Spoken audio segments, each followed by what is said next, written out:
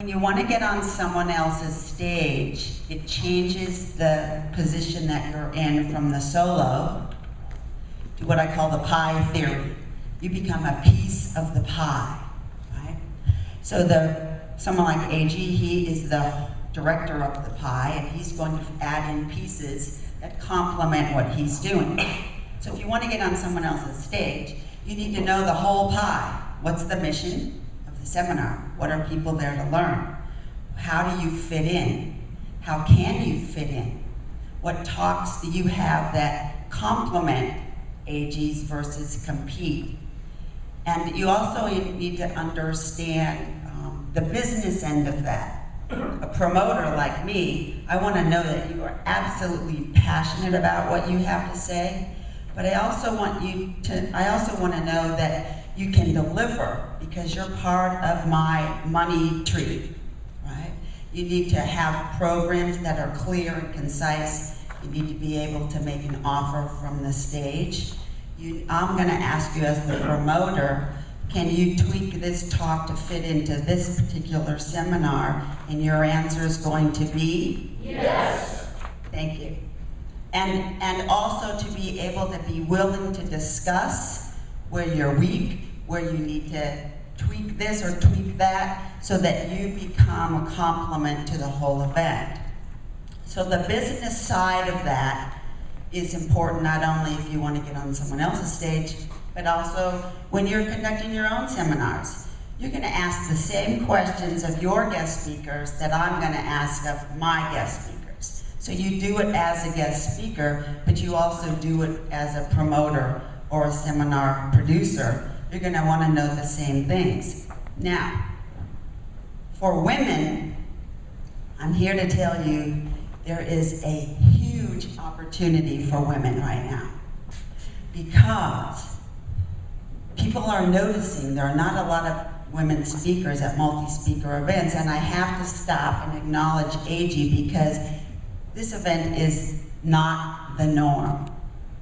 Okay? If you haven't been to very many events, just let you know that this is not the norm. He has invited a really nice mix of people, and more, I think, women thus far. I know we'll have some more men today, but it's not the norm.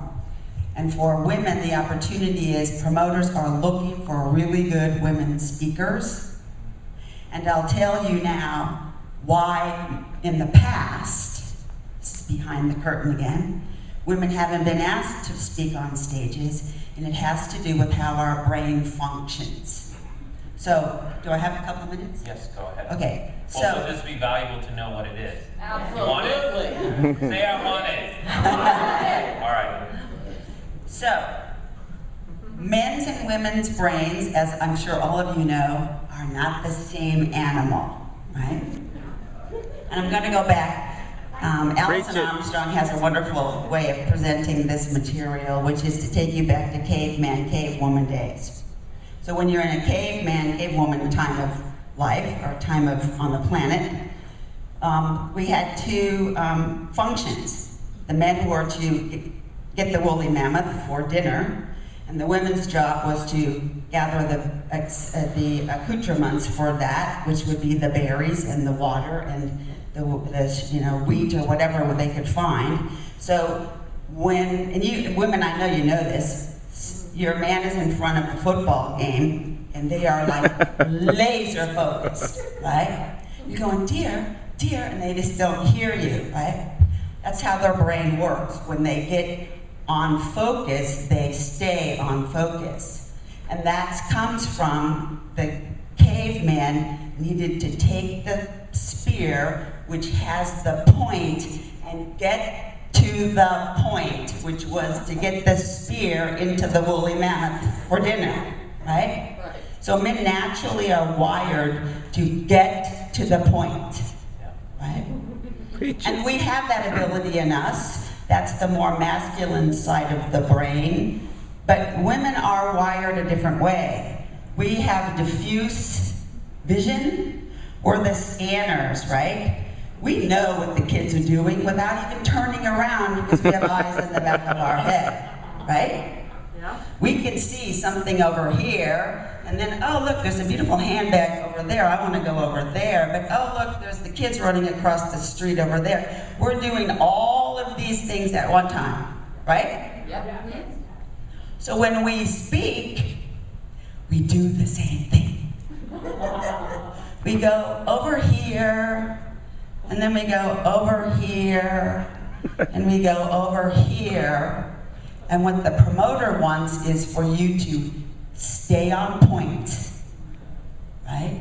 Stay within the time limit. Make 2 or 3 points, make a great offer, don't wander, and you will get, if you can learn to train yourself to do that, you will be invited on to a lot of people's stages, because a lot of women can't do that, right? So there's some nuggets for you. Yeah, can I get a cha-ching? Right? And it goes against our own nature. Except, you really put it in the perspective of the business. I know all of you want to get your messages out on the planet because you want to serve others, okay? Well, who are you serving? People, right? Okay. Aren't you a people? Can you put yourself in that same group? How do you serve yourself? By not only getting at what you love, but making a really good living at it, right?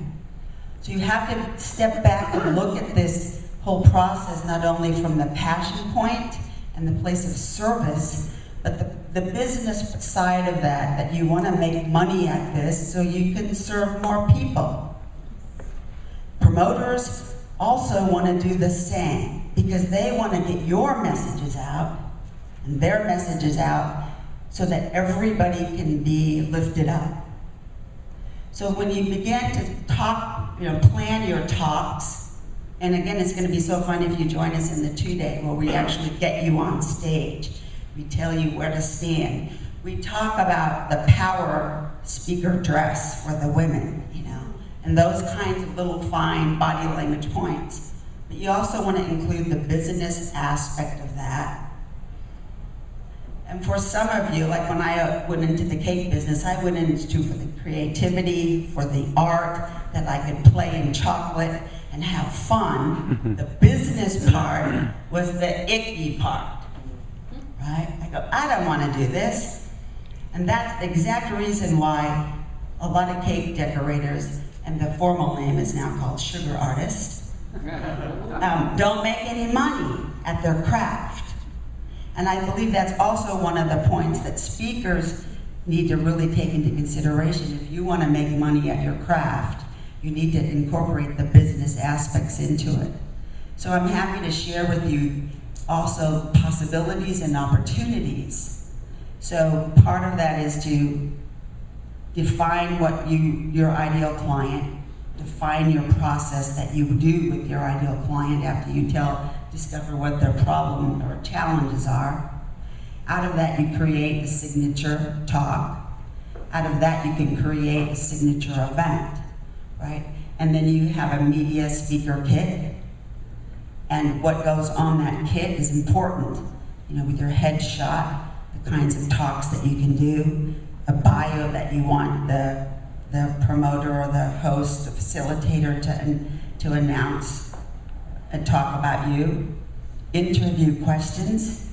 See, because you want to have, when you get interviewed, make it easy for the interviewer. You give them the questions, but you design them specifically to steer them in the direction that you want them to go, right? So there's lots of little fine points to this, but I really wanted just to take a few minutes to talk to you about possibilities and opportunities that are just sitting here waiting for you, okay? So was that helpful? Yes. Great. So thank you very much. Awesome.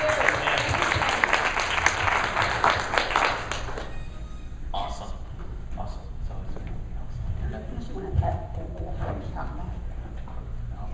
Give Sandy a hand.